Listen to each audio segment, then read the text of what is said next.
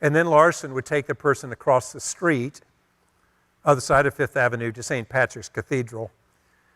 And there, behind a high altar, is a little shrine of the boy Jesus, perhaps 8 or 9 years old. And with no effort at all, he's holding the world in one hand. Larson's point is clear. We have a choice. We can carry the world on our shoulders. We can play God. We can become control freaks. We can try to impose our will on our life and the lives of those around us and groan under the pressure. Or we can say, I give it to you, Lord. Here's my life. I give you my whole world. I trust you. Your will be done. This is a prayer that takes a load off your shoulders. This is a prayer that says, I don't have to control things. I don't have to get my own way. God is God and I'm not. God is wiser than I am. God can see better than I can see. God knows more than I know. And God can work all things out for the good, even if it's not always pleasant. And He can. You'll get the chance this week in your study guide to read the Genesis story of Joseph. He was his father's favorite, and his brothers hated him for it. They sold him into slavery as their anger exploded at him. You would think that whatever was God's will was lost. The blueprint was destroyed. But it wasn't. Even though things were extremely difficult and painful for Joseph at times, after a period of time, he rose to the top. He became the equivalent of Pharaoh's prime minister. And he became God's tool in saving people in the midst of famine. When he came face to face with his brothers, they were terrified. But God realized that the purpose of his life was not to hurt, but to help. He understood that God had seen the bigger picture and worked even the sinful actions of his brothers to the good. Genesis 50 says, don't be afraid. Joseph's words. Am I in the place of God? You intended to harm me, but God intended it for good to accomplish what is now being done, the saving of many lives. When we pray, your will be done, we're acknowledging that God is able to weave even the difficult moments of our lives into the fabric of the larger picture of what He's doing on this earth. Your will be done on earth as it is in heaven. It's a prayer that takes a load off of our shoulders. And ultimately, it's a prayer, a petition for God's best in our lives. We may pray, as I often do, Father, in this area, here's what I want, and here's what I think we need to do, and here's what I see. Here's what is evident to me. But Father, you do what you see as best in my life. If we could just grasp that concept, we would not be near so upset at our so-called unanswered prayers. The truth is God is doing what's best. And sometimes the answer is, well, no, I'm not going to do that. Are you kidding? And other times it's like, just wait, be patient. And many times it's, I'm going to answer that, but you may not even recognize my answer. And yet it'll be greater than what you can imagine.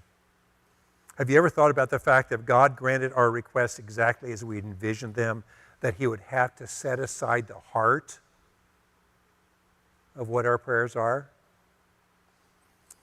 In his Confessions, Augustine wrote of his mother Monica praying all night in a seaside chapel on the coast of North Africa, and her prayer was urgent and to the point. She prayed that God would not let her son Augustine sail for Italy.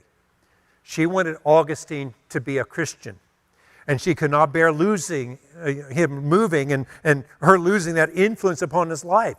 If under her care he was still far from being a Christian, what would happen if he went there to Italy, the home of sin and temptation of every kind? And so she prayed. And even while she was on her knees praying, Augustine was on the ship sailing for Italy. Prayer didn't seem to be answered. But there in Italy, by the grace of God, Augustine came in contact with a Christian named Ambrose, and Augustine became a Christian in the very place from which his mother's prayers would have kept him. God did not answer her prayer as she prayed, but He answered her deepest prayer. Do you understand? Our deepest prayer. As P.T. Forsyth has said, we shall one day come to heaven where we shall gratefully know that God's great refusals were sometimes the true answers to our truest prayers. Your will be done, Father. You know what's best. I think it's a challenge at times, and I think we need help. Our worship team is coming to sing the song, Lord, I Need You. Here we find rest when chaos seems to reign. Here we call on the one who guides our heart. In the midst of temptation, we find grace. In the shame of guilt, we discover forgiveness. When we are about to fall, Jesus is the one who is our hope. Lord, I need you. I want your will done in my life, but, oh Lord, I need your help. Listen as our worship team sings.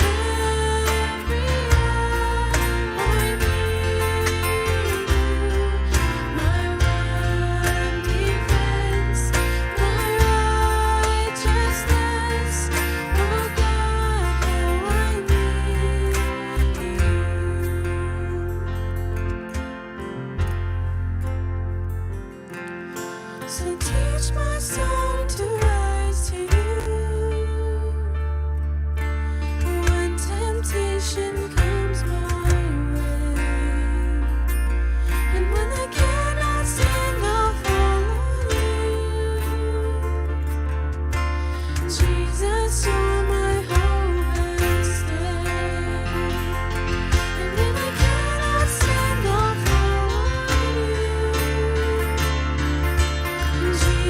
you're my hope.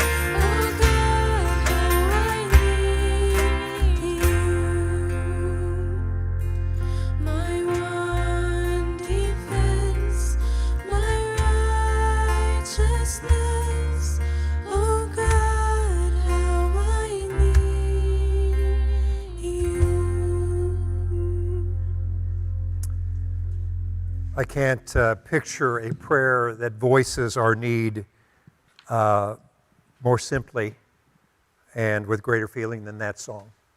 I need you. We're not having a formal invitation, but I'm always willing to talk to folks about their relationship with Christ. And those who are watching online will see a indicator how you can get hold of us so we can have that conversation. But I'm lingering around. I have a mask, and if there are those who want to talk about something here, we can do that as well after our service. In the long run, I don't think I can sit and talk with anybody for 5 minutes about God's will in your life any more than I could have preached a 20-minute sermon up here in that area. That just isn't what happened. But God is interested in His will being done in your life as it is done in heaven, and I am too. So we can have that conversation. Kathy, you have a song. I do have. So how about we go ahead and do that song, and then we're going to move to closing our service, okay?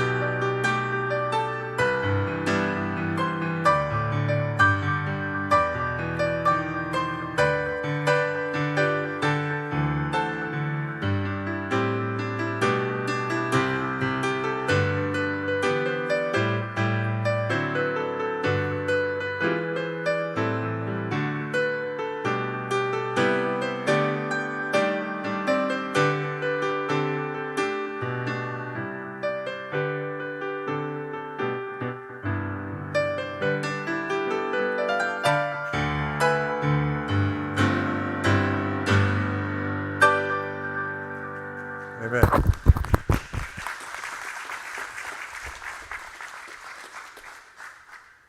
Thank you, Kathy. And we're thankful that you came today. Last week, we met with just the deacons here and their families just to work out the seating to make sure it would work. And it looks to me like it has worked. I'll find out from the deacons if everything went as they would envision. But as we go, there's 2-3 things to tell you. First of all, we're not passing a plate for offering, but you'll see right there by the door a box with a slot in it. And so if you brought your offering, you can go ahead and put that in there. You can still give the ways that many of you become accustomed to through mail or online or whatever, but we do have that if you brought your offering. Also, Jolynn told me that we have literature that we normally provide, and some of you know who you are that will take it. Open Windows, Stand Firm, Mature Living, Home Life, and I think I'll pick on Matt. Do you have a job as soon as this is over? Okay, the box is right up there, and if on your way out, Matt will be out there. If you get one of those, just let him know and he'll give you that particular piece of literature.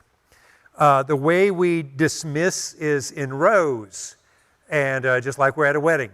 One of my pastor friends had a service. Everything went fine until they left. They didn't think about how they got out. He said, we all got out. There was a bottleneck. We gushed all over everybody, even if we shouldn't have, but we're family. That's how he worded it.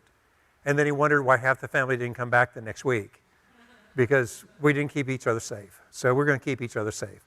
So I think that there's going to be a deacon, somebody, Al Crump. Why don't you get to the end of each line just so you can go ahead and move down the way. Joyce, you can get up and leave right now. But let's go ahead and stand, okay? Let's go ahead and stand. And we thank you for coming today. We pray God's blessings on your week ahead and your safety in all that you do. Okay.